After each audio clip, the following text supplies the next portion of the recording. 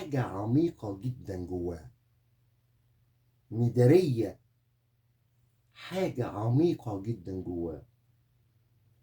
قلبه اتعود كمان يستخبى ورا خفة ذله، بس المرة دي القلب اتفضح، وحتى الهروب ما عادش ينفع، لأن طيفك يا برج القوس بقى بيظهر له في كل لحظة هدوء هو بيكون فيها، وبتفكروا اللحظة دي إنك الوحيد اللي كان فاهمه من غير هو ما يشرح.